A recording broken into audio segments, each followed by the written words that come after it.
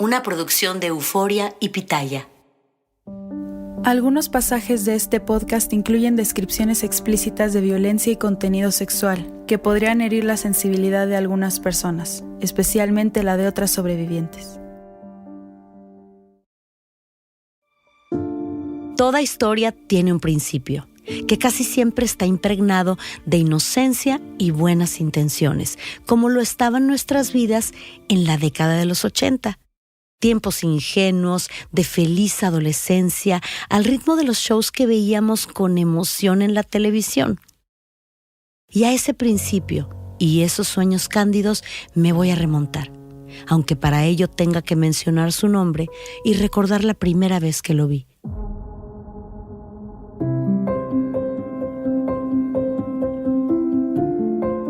Bienvenido y bienvenida al segundo episodio de En Boca Cerrada, donde vengo a contarte mi historia, no mi versión, la historia de mi vida, que va inevitablemente ligada a uno de los mayores escándalos del mundo artístico. El escándalo peor contado, como dice mi compañera de podcast, María García. ¿Cómo estás, María? Hola, muy bien, Raquel. Bueno, yo la llamo la historia peor contada por lo mal que la contamos entre los medios y el público, y tú la llamas la historia más manoseada por lo mucho que se ha dicho sobre el tema, sin conocimiento de causa. Así es. A ver, en el episodio anterior nos explicabas cómo al salir de la cárcel a tus 34 años, tras ser arrestada por la Interpol en Brasil junto a la artista Gloria Trevi y su manager Sergio Andrade, con quienes tú trabajabas, y tras ser exonerada de cargos tan serios como corrupción, rapto y violación de menores, sentiste nacer como persona, como Raquel. Por cierto, nos explicabas que para entender cómo llegaste hasta ahí, hasta la cárcel, teníamos que conocer primero a Machi, a la niña que un día fuiste. Así es muy importante conocer a Machi. Y como yo lo prometí, mi historia va a empezar precisamente con Machi. La Machi de 14 años de edad, imagínate. 1984, en esos tiempos, millones de jovencitas soñábamos con ser parte de una banda como Parchís o Timbiriche. Eso queríamos, y para ello necesitabas un productor, al mago que lo hiciera posible, al manager que se fijara en ti. Y definitivamente en mí se iba a fijar alguien. En ti se fijó el señor Sergio Gustavo Andrade Sánchez, el Star Maker de aquel momento. Y con este personaje va a comenzar tu odisea de vida y tu relato del día de hoy, que después vamos a tener un invitado muy especial con el cual llevas años, yo casi diría toda una vida sin hablar, Rubén Aviña, periodista y escritor. Va a ser un placer recibir a Rubén. Fíjate que durante años nos hicieron creer que todos los testimonios sobre este caso se contradecían, pero te juro que vas a ver que no. Lo cierto es que al final te das cuenta que se complementan. Es absurdo hacer enemigos de las desgracias, y eso es lo que desafortunadamente hicieron con todos y con todas nosotras. Es hora de cerrar los ojos, emprender viaje conmigo hasta el año de 1984. ¿Ustedes se acuerdan dónde estaban en ese año? Yo sí, y es imposible de olvidar. En Boca Cerrada. Lo que nunca se dijo sobre el caso Trevi Andrade, por Raquel Mariboquitas. No vengo a contar mi versión, vengo a contar mi historia.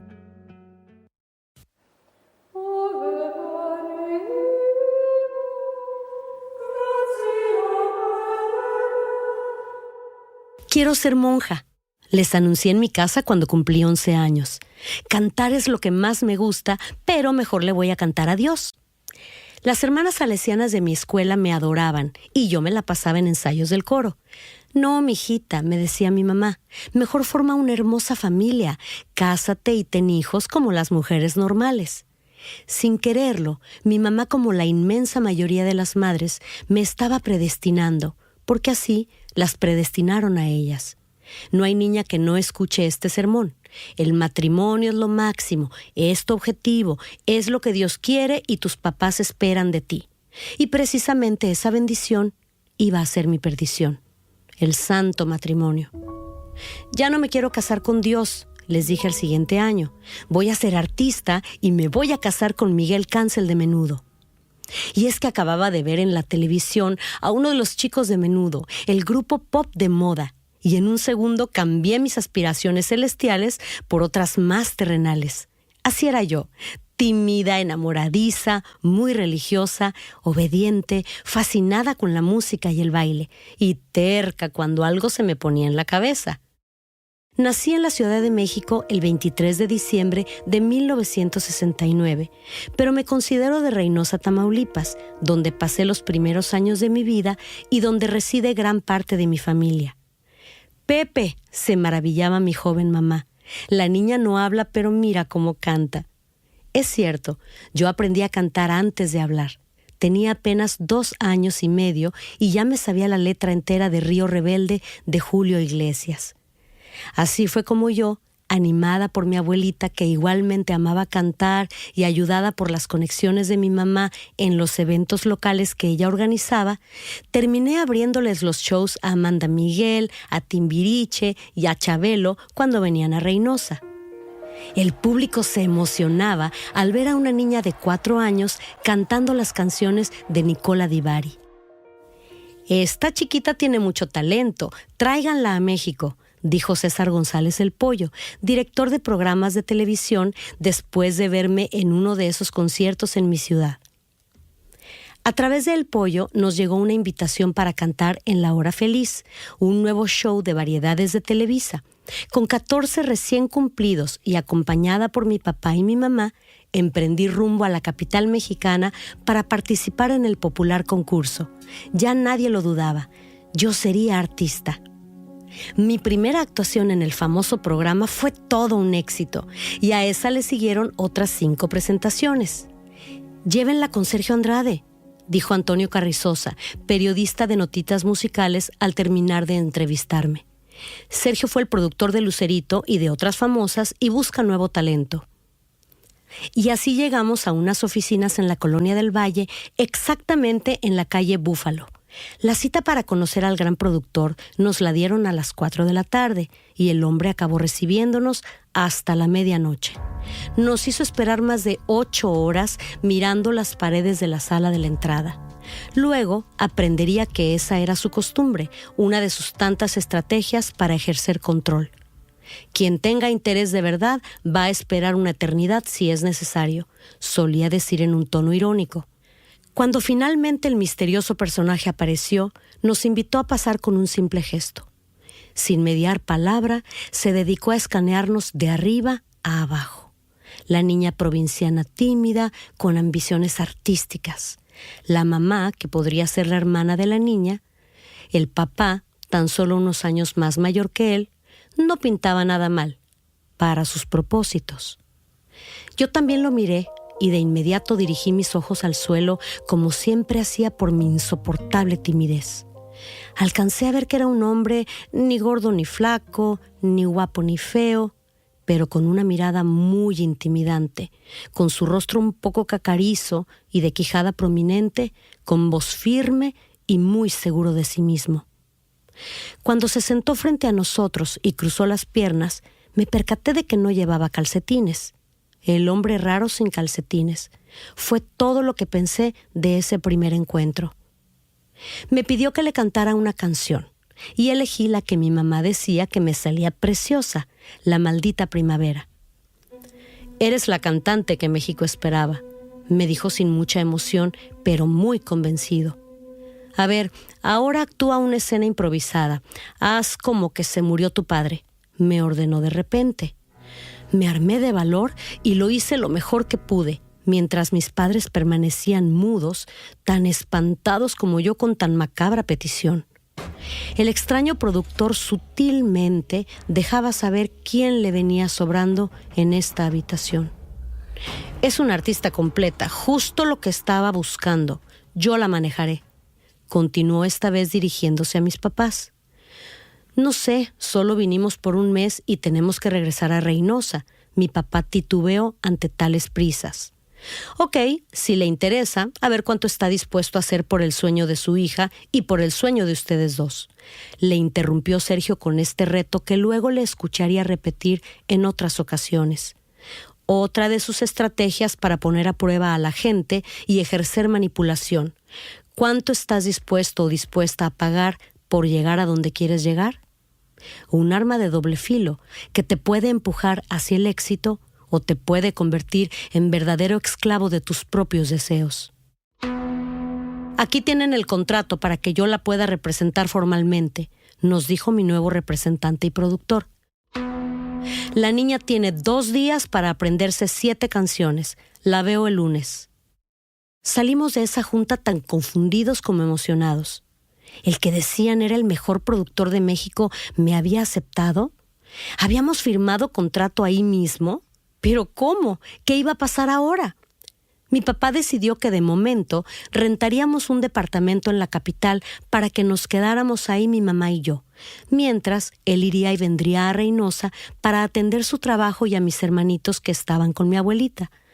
Tanto sacrificio para que yo cumpliera mi gran sueño. Y llegó el lunes 7 de mayo de 1984 y dieron inicio mis clases con el maestro Sergio Andrade.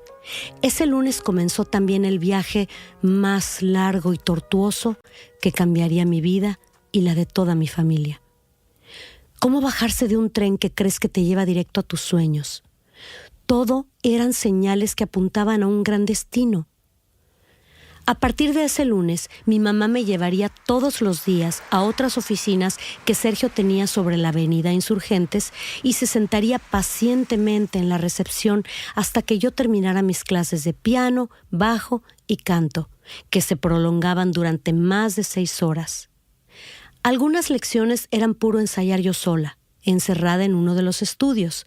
Otras eran con Sergio al piano, enseñándome los 1001 trucos de todo artista profesional.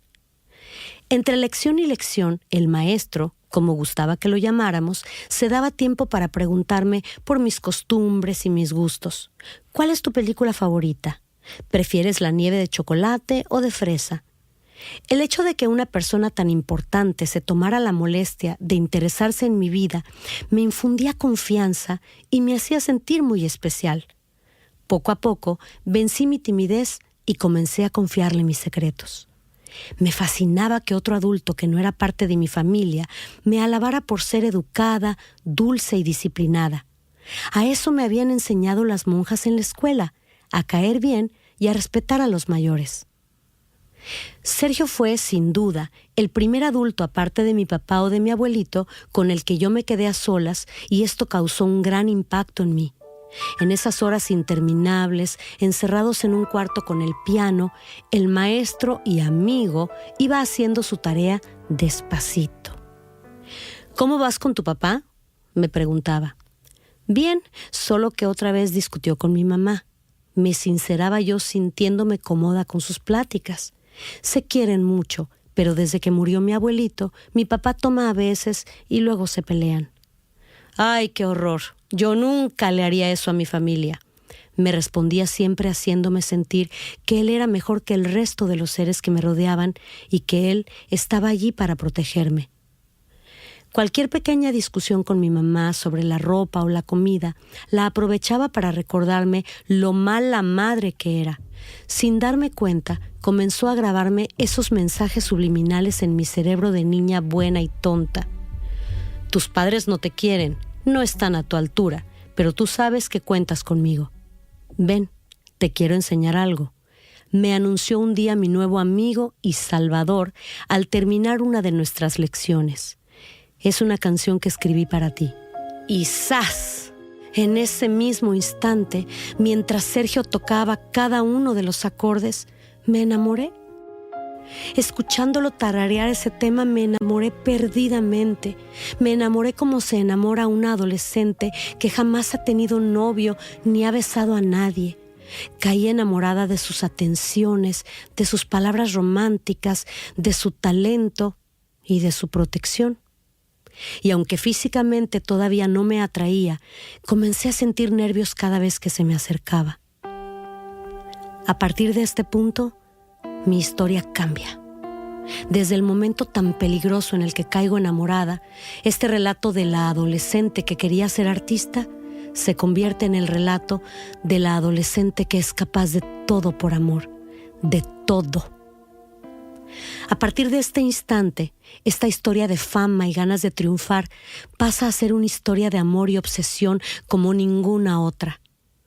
Todo, Absolutamente todo lo que hice o dejé de hacer en mis siguientes años de vida, lo haría por amor, no por hambre de éxito, aunque la gente no me entienda.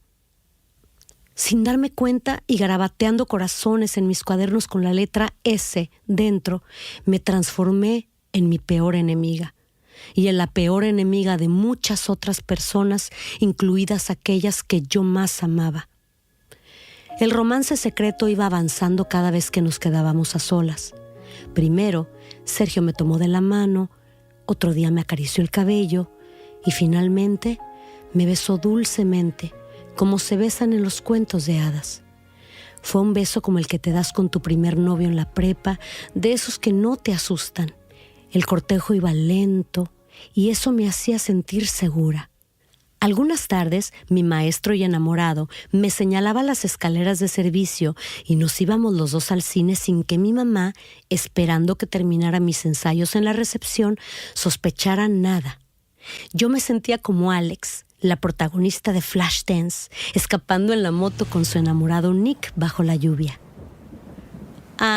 Pero en toda esta película de amores de adolescente, me he olvidado mencionar que yo no era la única que entraba y salía por esos cuartitos o cubículos de las oficinas. Pronto me convertiría en una más entre muchas. O tal vez siempre lo fui, y ni cuenta me di.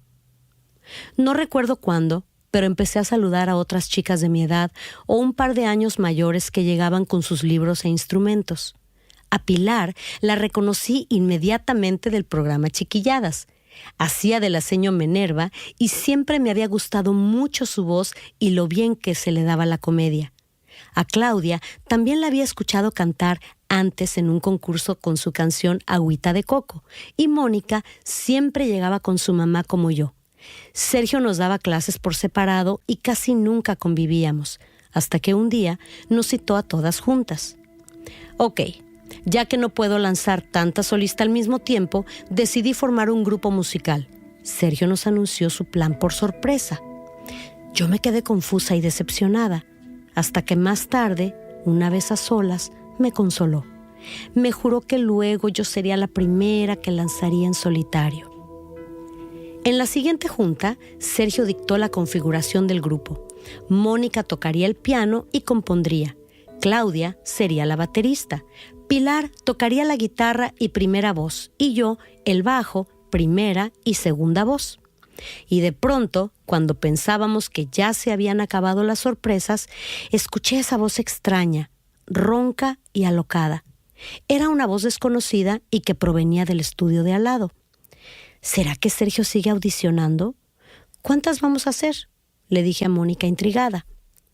Justo entonces la vi por primera vez. Salió del estudio sola, con una minifalda blanca, muy corta y con una blusita suelta de color llamativo. Su cabello largo y rebelde lo llevaba suelto y peinado hacia un lado, con medio copete. Se parecía tanto a Lucerito que me impresionó.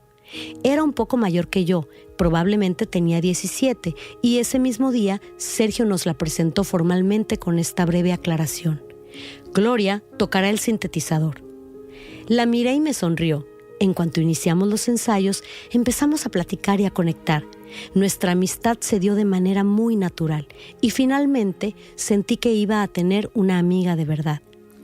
Gloria de Los Ángeles Treviño Ruiz me dijo que era de Monterrey y que había ganado un concurso de la doble de Lucerito y que le habían dado una beca para estudiar en el Centro de Educación Artística de Televisa.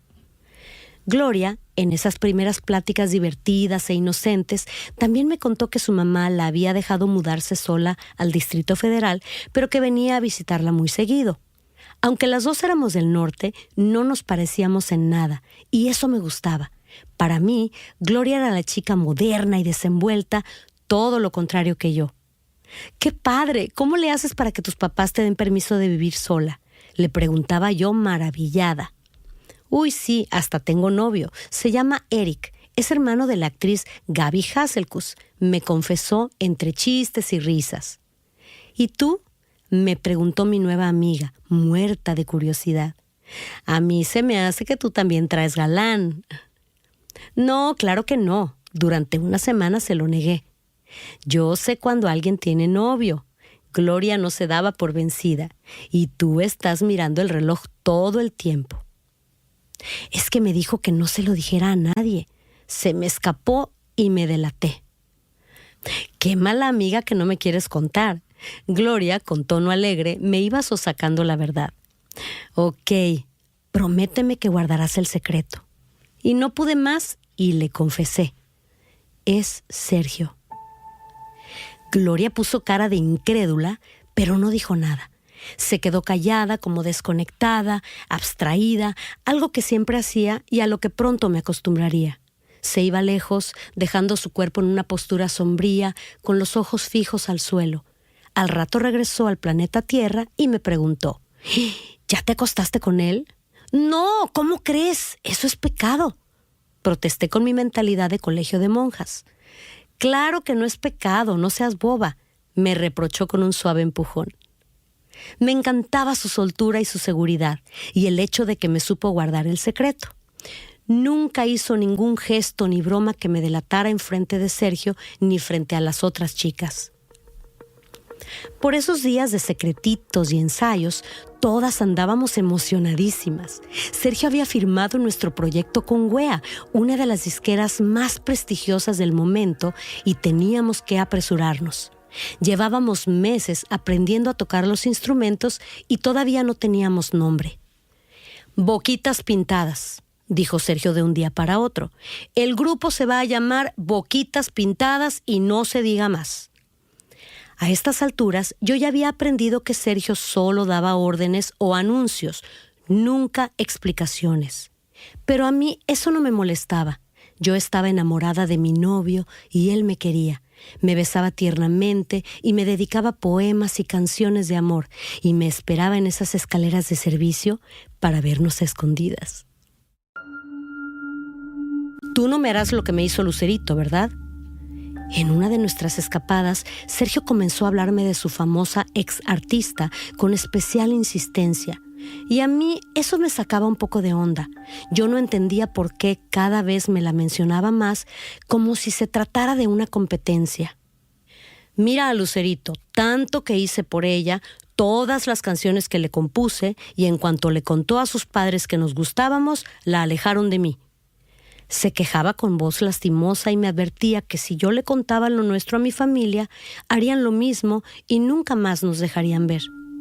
Sergio, te juro que no les diré nada, le aseguraba, esforzándome por ser más que la famosa Lucerito, más obediente, más sumisa, más fiel, más todo. Lucerito me rompió el corazón y todavía lo tengo roto en 1000 pedazos, continuaba él mientras yo lo abrazaba e intentaba consolarlo. ¿Cómo crees? Yo nunca te dejaré, nunca, nunca y nunca. Yo jamás te haría eso. Le juraba con todo mi corazón, sin saber que lo que estaba firmando era mi propia condena. Shh, no le cuentes a nadie. Shh. Y entre silencios y más ensayos, llegó diciembre. En pocos días iba a cumplir mis 15 y ante el estupor de mis padres, les mentí y les dije que no quería quinceañera, que mejor esperaran a después del lanzamiento de Boquitas Pintadas para organizarme la tradicional fiesta, y los convencí.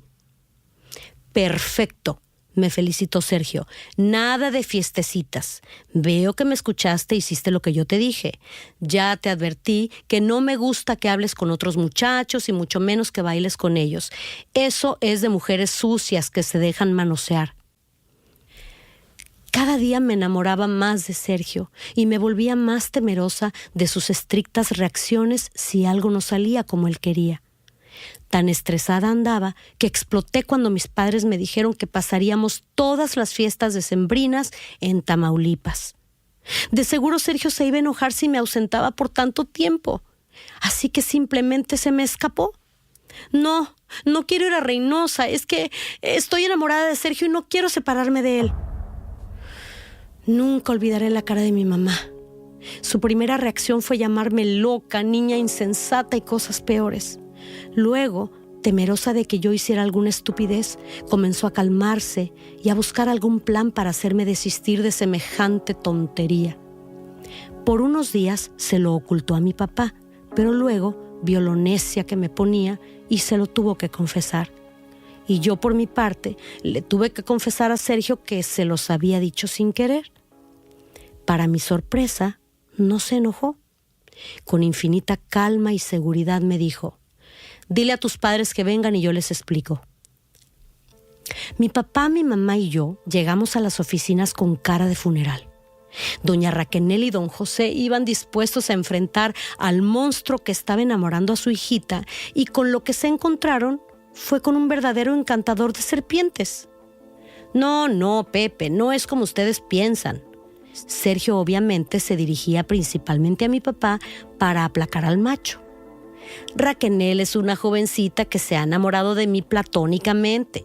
Lo nuestro es completamente platónico. Admiración profesional. Nos une la música y yo jamás le haría nada que la perjudicara. Usted y yo somos casi de la misma edad y nos podemos entender bien en todo esto. Conforme Sergio hablaba, mis papás se calmaban. Tal era su poder de convicción. «Esto no va a ir a mayores», les decía con la voz más parsimoniosa del mundo. «Es capricho de adolescente. Mire, Pepe, si lo piensa bien, mejor es que esté conmigo en sus clases y que crea que está enamorada de mí, a que ande por ahí con chamacos de su edad que quién sabe lo que le podrían hacer. Al menos conmigo, ustedes tienen mi palabra de que la voy a cuidar, de que nada malo le va a suceder y ya pronto se le va a pasar la ilusión». Hipnotizados, pero no totalmente convencidos, mis jóvenes padres aceptaron a que continuara mis clases con Sergio y con el proyecto musical a cambio de que se respetaran ciertas reglas. Nos veríamos solo en las horas de clase o en casa, supervisados, y nada de quedarnos a solas y que nadie se enterara de esta locura. De momento, nos iríamos a Tamaulipas a pasar la Navidad y a nuestro regreso ya verían cómo enfrentaban semejante drama. Porque fue un verdadero drama. Yo no dejé de llorar durante todo el camino a nuestra casa en Reynosa, chillando que lo amaba y que no me separaran de él. Así llegó el 25 y luego el 31 y los brindis con la familia. Feliz 1985, la de sorpresas que nos iba a traer el año nuevo. «No le recuerdes nada a Machi, a ver si se le olvida», le decía mi papá a mi mamá cuando se acercaba el final de las vacaciones y se aproximaba la hora de volver a mis clases. Bueno, por lo menos contamos con un aliado. Sergio prometió que esto es pasajero y él lo va a saber manejar. Mi mamá intentaba darse ánimos, sin comprender que en este cuento el lobo, en lugar de disfrazarse de abuelita o de oveja, iba vestido de amigo, de hombre honesto y de palabra, que no los iba a defraudar.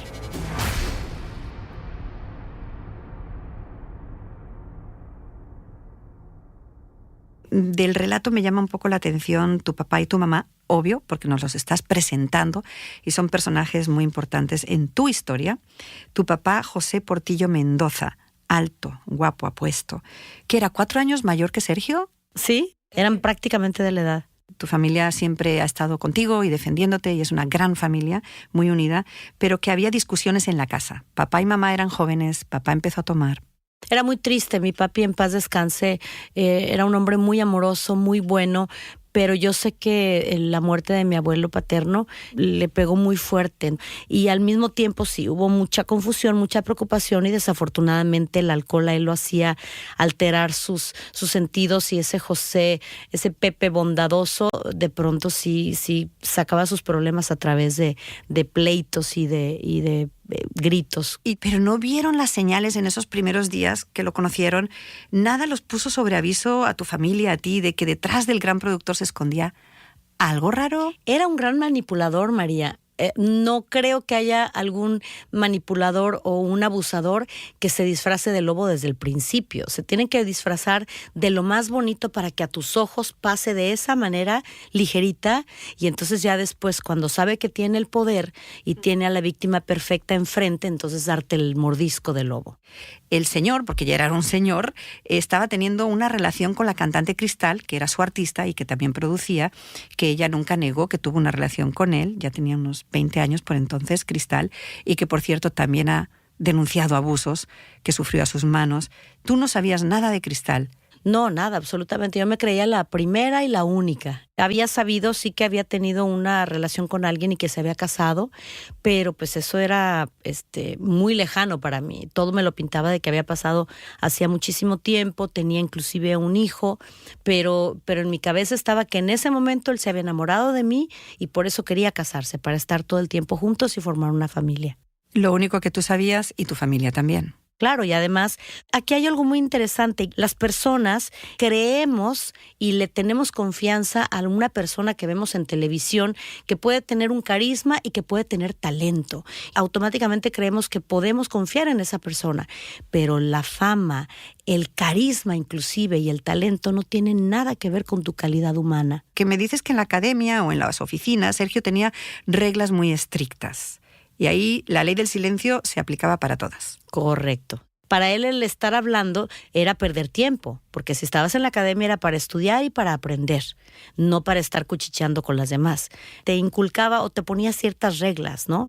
No hables con ella porque vienes a estudiar, no a hacer amiguitas. No hables con ella porque a final de cuentas si ella se pone más lista en el grupo, te puede quitar fans. O puede sobresalir más que tú, ¿no? Entonces te daba razones que tú decías, puede que tenga razón. Y no solo a ustedes, a las mamás también les daba muy buenas razones. Y sorpréndete, también a los ejecutivos de las televisoras, también a otros productores, era una manipulación total. A veces yo digo, bueno, si podía manipular a un alto ejecutivo de una empresa importante o de una televisora, imagínate lo que no podía hacer con una jovencita de 14, 15 años. Eran otros tiempos, Raquel. Y como decías al principio, tiempos ingenuos. Mira, María, no había internet, no había tantos conocimientos y tanta información sobre las personas. Desde los periodistas hasta los productores, a las familias e incluso a los fans. Nadie, absolutamente nadie se imaginaba lo que sucedía cuando esas cámaras se apagaban. Y para que nos cuente sobre ese mundo y sobre ese año 1984, en esa misteriosa oficina de la Avenida Insurgentes, contamos con un invitado muy especial, con quien hace siglos que no hablas. Alguien del pasado que entró a esas oficinas, que conoció a Sergio en sus días de gran éxito y que sabe mucho, mucho de tu historia, más de lo que tú crees. Mi querido Rubén Aviña, te saluda Raquel después de cuántos años. Ha pasado mucho tiempo, han pasado muchas cosas. Esta historia ha ido y venido, la han contado de 1000 maneras, de 1000 formas, con 1000 acentos e intenciones. Y ahora brincamos a esta plática entre nosotros. Así que de verdad, muchísimas gracias. ¿Hace cuántos años que no se hablan ustedes? Pues yo creo que la última vez que nos vimos fue cuando yo ya estaba en la revista Estrellas y esto ha de haber sido como por 1990. Fíjate, se me había olvidado lo de la revista Estrellas, Rubén. Tienes toda la razón. Tú en esas épocas ya conoces el mundo de Sergio, por lo menos desde afuera. Y yo te quería preguntar, ¿qué sentiste ahora escuchando este pedazo de la historia de la propia voz de Raquel? Pues sabes que yo no me sabía esa historia. Yo siempre sospeché. Yo entré a trabajar a la oficina de Sergio, con Sergio, en el 84. Y entonces ahí me encontraba mucho a la mamá de Raquel, que estaba siempre esperándola. Y nos hicimos amigos. Curiosamente, pues hubo así como química y platicábamos muy, muy padre. Entonces ella me hacía revelaciones, ¿entiendes? Pero nunca me contó del noviazgo de Raquel con Sergio, ¿no? Y yo tenía una oficina sin muebles, por cierto, y nos pedía que siempre tuviéramos cerrada la puerta, que no quería que tuviéramos contacto con las muchachas. Y ya después me enteré yo que en ese entonces había una revista que se llama Ritmo, y había un grupo que se llamó Okidoki, que eran 4 hermanos, 2 hombres y dos mujeres. Y la más chica de los hermanos se llama Claudia. Entonces ya después me enteré porque también llegué a conocer a Okidoki y llegué a platicar esa historia con la misma Claudia. Me contó pues que ella había sido novia de Sergio Andrade. Y una vez en la revista Ritmo, precisamente, ella fue a denunciarlo porque la había golpeado, la había pegado. Entonces de ahí de esa nota, pues mucha gente se empezó a hacer esa imagen de Sergio Andrade como golpeador, algo que a mí me sorprendió mucho. Básicamente nos dices que ya en el 84-85 él tenía cierta fama en la industria, entre los fans. Se sabía que el maestro ocultaba algo. Él a mí siempre se me hizo muy misterioso, muy educado, pero muy misterioso. Digo, al menos conmigo, que eso alguna vez lo llegué a comentar con tu mamá, que tu mamá me dijo que él me tenía miedo, porque como yo era periodista y estaba en varias revistas, que me respetaba mucho, pero que me tenía miedo, que yo llegara a hablar mal de él, pero yo no tenía por qué hablar mal de él porque yo ahí en ese entonces yo no sabía nada y conmigo siempre fue muy correcto. ¿Qué opinas tú que con el tiempo, cuando se desató el escándalo, se culpó, entre otras, a la mamá de Raquel y a otras mamás, fueron fáciles de convencer ellas? Enseguida le entregaron a sus hijas a este señor. No, pues te digo, lo que yo vi ahí es que la mamá de Raquel estaba todo el día, incluso desde la mañana, y haz de cuenta, yo me iba en la noche y la mamá seguía ahí, ¿no? O sea, bien aburrida, porque creo que conmigo era con el único con el que llegaba a platicar.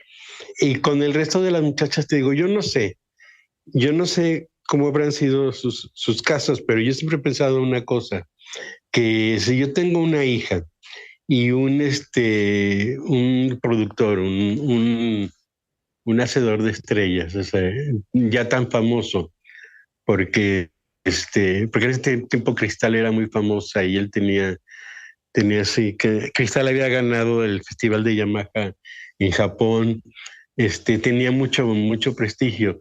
Entonces mi hija me dice que tiene la oportunidad de entrar a una escuela que dirige este señor. Pues yo pues digo, pues, o sea, pues claro que bueno, ¿no? Yo la apoyo. Sí, sabes que ahí se ha distorsionado mucho ese cliché de los papás, de que los papás tuvieron la culpa de lo que pasó, porque soltaron a las hijas. Pero haz de cuenta, Raquel lo debe saber muy bien, que tiene una facultad para convencer a la gente, para envolverla. Entonces es lo único que te puedo yo decir, o sea, de dos mamás que yo conocí. De las demás, te digo, a mí no me consta. Rubén, yo quiero hacerte una pregunta. Tú, ahorita que estabas diciendo que nos veías, ¿cómo nos recuerdas? Yo siempre creí en ti, yo te oía, o sea, desde mi oficina te oía a lo lejos tocando el piano y cantando una canción que siempre era la misma.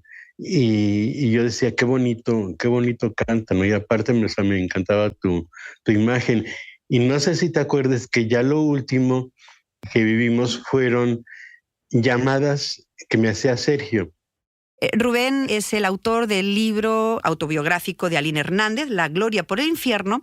Aline, un personaje clave que pronto presentaremos aquí en Boca Cerrada y que es parte fundamental de la historia de Raquel. Es un libro que es un parteaguas en tu vida. ¿Podríamos decir que el libro de Rubén es el que te metió en la cárcel o el que te dio la libertad?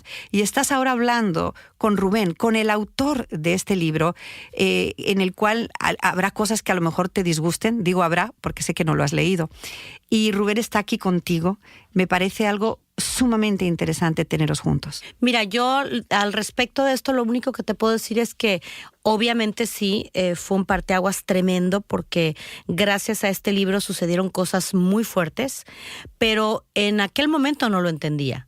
Hoy agradezco que haya salido este libro, que tú, Rubén, escribiste, que obviamente en aquel momento me lastimaron algunas cosas, ¿no? Obviamente en aquel momento me sentí muy mal, me sentí obviamente frustrada, traicionada. Al final de cuentas no era una amistad directa, pero sí yo pensaba y decía, si él me veía, si él conoció a mi mamá, ¿cómo es posible que haya escrito tal? Hoy lo entiendo de otra manera. Yo fui nada más un instrumento, o sea, para contar una historia que me contó Aline. Pero no, no una historia que hubiera armado yo o que o que hubiera decidido yo. Entonces, sí, siempre, o sea, me quedó esa espinita porque hubo una vez que alguien me dijo que estaba en contacto con un productor que te iba a lanzar a lo grande, donde te ibas a hacer una serie y una serie de televisión basada en un libro, y que a ti te propusieron que escribiera yo el libro y que tú dijiste que no, que porque yo era el que había escrito el libro de Aline, el que te había afectado. Entonces yo siempre me quedé con esa duda, ¿no? De que tú sintieras algún rencor por mí. Pero te digo, como ya lo aclaramos, o sea, yo fui un instrumento o sea, mi labor es la de escritor, de contar historias. Entonces yo aquí, o sea, conté una historia que a mí me contó Aline. Entonces también, o sea, me da mucho gusto volver a saber de ti. Te vi hace poquitos días con Gustavo Adolfo Infante y me da mucho gusto, ¿no? Que estés de vuelta y te vi muy, muy bien, muy guapa, muy linda como siempre, y pues me da mucho gusto este reencuentro. Mi vida, muchas gracias. De verdad, muchas gracias. Sí, fíjate, ahorita que lo estás mencionando, sí, creo que sí dije no, porque pues efectivamente escribió el libro de Aline y uno a veces se siente como... Independientemente de lo que te digo, de traiciones o lo que sea, que no fue exactamente el caso cuando esto de lo del libro, obviamente a veces siente uno que algunas personas forman parte de un equipo que para uno va a ser complicado entrar. Cuando ya entiendes las cosas como las entiendo hoy, en realidad sientes que el equipo siempre fue el mismo, y el equipo somos todas las mujeres que en algún momento durante esta trayectoria que se llama vida, no nada más en este caso, sino en general las que nos puedan estar escuchando, que hemos sido víctimas de abusos y de muchas otras cosas y que nos hemos vuelto codependientes y hemos sufrido ciertos abusos, somos un mismo equipo, y eso es lo que nos importa y eso es lo que me importa hoy, Rubén, y de verdad te agradezco mucho. Y te voy a decir una cosa también: si yo en algún momento viene algo importante y me lanzo de solista, pero claro que te quiero en mi equipo de prensa. Porque si piensas eso de mí ahora, hoy, eso me encanta. Yo creo que siempre... Gracias, mi amor. Yo creo en sumar, no en restar. Y creo que la unión hace la fuerza, y creo que la unión es lo que menos hemos tenido en esta historia. Pero nunca es tarde, mientras Dios nos preste vida, ¿no? Nunca es tarde aceptar los errores, aceptar responsabilidades, seguir adelante, y como en este caso contigo, y ojalá las personas que nos están escuchando, que formaron parte de esta historia directa o indirectamente, y que quieran y gusten abrir, están abiertos estos micrófonos para todas ellas. De verdad lo digo de corazón, y así está sucediendo contigo, y te agradezco de verdad, Rubén, este tiempo y estos testimonios que estoy segura que van a servir para mucho. Y la frase, Raquel, que quiero que le dediques a Rubén, empieza con perdón. ¿Perdón por qué? Perdón porque no abrí mi corazón hacia ti, porque no te dije que me caías bien, porque no te pedí ayuda. Ahora tú, Rubén, termina tú la frase. El perdón es pues eso, o sea, que yo haya participado en ese libro, que haya sido el artífice para sacarlo, pero no sé, o sea, mi cariño y mi respeto y mi admiración hacia ti siempre han estado intactas. Muchas gracias, Rubén. Igualmente, de verdad, hoy entiendo las cosas de una manera diferente. Te agradezco que lo hayas hecho, porque tenía que haber algo que cambiara nuestras vidas, por lo menos la mía sí. Gracias por esta conversación. No, gracias a ustedes, y un beso a las dos. Y seguimos adelante con En Boca Cerrada. Hasta aquí ya estás en Clases con Sergio. Ya te crees, como él dice a tus padres, su novia secreta, su novia platónica. Y yo en este punto ya acepté que no voy a ser solista, que voy a ser una integrante más de la banda Boquitas Pintadas, y por el otro lado mis papás creen que Sergio es su aliado y que yo simplemente estoy encaprichada. Pero lo que se les avecina es impensable. Es hora de que regrese tu madre y que conteste a la pregunta que ha perseguido a tu familia por más de 20 años. ¿Por qué no detuvieron todo esto a tiempo? ¿Cómo tus padres y después tantas otras familias pudieron entregar a sus hijas a este hombre? Así es, María. Y también es hora de contar las cosas bien, con calma, porque esta historia, mi historia, una historia que continúa al son de campanas de boda mezcladas con una fiesta de una quinceañera. Imagínate, porque aquí va a haber boda. Una boda inesperada, prematura, pero que casi me cuesta la vida. En nuestro siguiente episodio de En Boca Cerrada.